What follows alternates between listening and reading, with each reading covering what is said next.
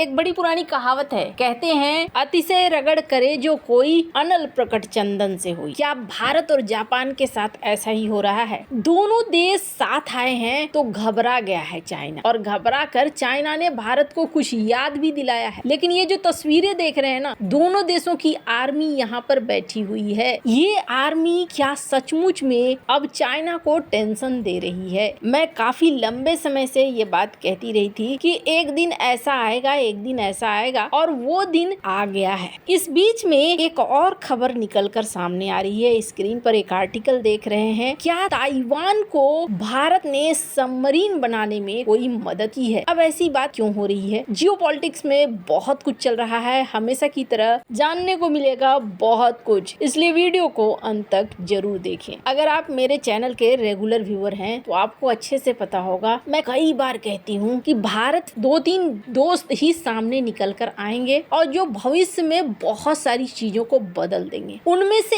एक जापान भी है। जापान और भारत आज के नहीं बल्कि काफी पुराने मित्र हैं, और अब चाइना को अपनी गलती का एहसास होने लगा है और एक डर सताने लगा है। ये एक तस्वीर देख रहे हैं। इस तस्वीर को मैंने आपको पहले भी दिखलाया है, लेकिन आज वो वक्त आ गया है कि एक बार फिर से इस तस्वीर को देखकर इतिहास याद किया जाए। एक सामान्य इंसान को ये सामान्य तस्वीर लगेगी, जिसमें लगेगा एक फाइटर जेट है और इस फाइटर जेट में बैठे हैं शिंजो आबे। लेकिन इस तस्वीर के आने के बाद बड़ा बौखलाया था साउथ कोरिया और चाइना। साउथ कोरिया ने तो राजनीतिक बयान भी जारी कर दिया था। अब ऐसा क्यों? ऐसा इसलिए क्योंकि एक जमाने में ये एक बटालियन हुआ करता था जापान का, जिसने बड़ी तबाही मचाई थी और बहुत ज्यादा क्रूर चेहरा अपना दिखलाया। ये सच है कि एक समय जापान बहुत ही ज्यादा क्रूर हो चुका था। अपनी क्षमता उसने इतनी ज्यादा बढ़ा ली थी कि उस क्षमता के आगे अच्छे अच्छे पानी भरते हुए नजर आ रहे थे। लेकिन द्वितीय विश्व युद्ध के बाद जापान शांति की तरफ मुड़ गया। अब एक तस्वीर देखिए, ये एक कार्टून है जो ग्लोबल टाइम्स के द्वारा शेयर किया गया है, और इस कार्टून में क्या दिखलाया गया है, इस कार्टून को बड़े ध्यान से देखिए। इस कार्टून में बहुत सारी चीजें दिखलाने की कोशिश की गई है और बताने की कोशिश की गई है कि किस तरीके से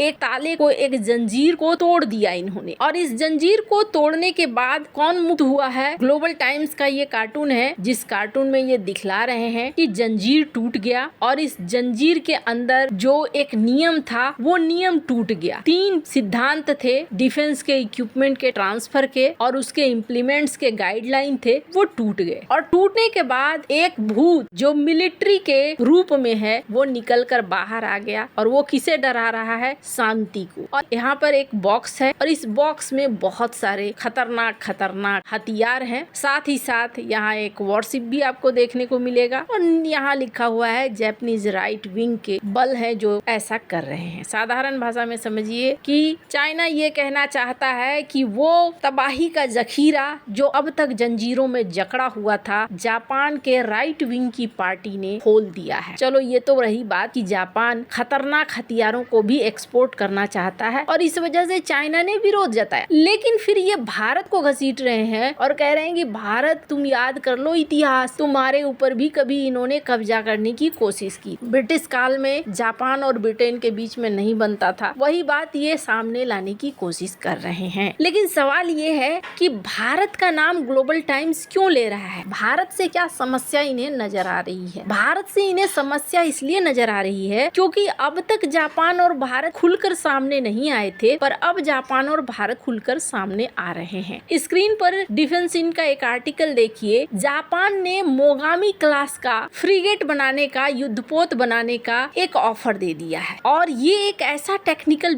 सौदा है जो माइन वॉरफेयर के गैप को भारत के समाप्त कर देगा। भारत को एक ऐसी टेक्नोलॉजी मिल जाएगी जिसमें माइंस को हटाने या माइंस को बिछाने के लिए बहुत सारी चीजें हेल्पफुल होगी। साथ ही एक स्टील्थ फ्रिगेट भी मिल जाएगा जो रडार वगैरह की पकड़ से दूर होगा। साफ साफ अब जापान और भारत अपने डिफेंस के रिश्तों को आगे लेकर जा रहे हैं। ये जो तस्वीरें देख रहे हैं आप, ये जापान की आर्मी और भारत के आर्मी के बीच में बैठक हो रही है। 8वीं बैठक है जिसको ऑर्गेनाइज किया गया, और ये सहयोग अब दिनों दिन बढ़ता चला जा रहा है। सिर्फ इतना ही नहीं, द टाइम्स ऑफ इंडिया की इस खबर को देखिए। भारत और जापान अब एआई के सेक्टर में भी एक दूसरे के साथ आ रहे हैं ताकि एआई रेडी स्मार्ट सिटी चीज को बनाया जा सके। और जापान का भारत के साथ मिलना मतलब टेक्निकली कितने स्ट्रॉन्ग है ये बताने की जरूरत नहीं है। बस इन्हें दबा कर रखा गया था, बंद रखा गया था, अब ये खुलकर निकलकर सामने आ रहे हैं। सिर्फ इतना ही नहीं, ये भी देखने को मिल रहा है कि भारत और जापान ने अपना पहला AI रणनीतिक डायलॉग भी मुंबई में होस्ट किया है, जहां पर बातचीत चल रही है कि किस तरीके से आगे बढ़ा जाए। वहीं इसरो की टीम जापान के पास पहुंची है चंद्रयान 5 लॉन्च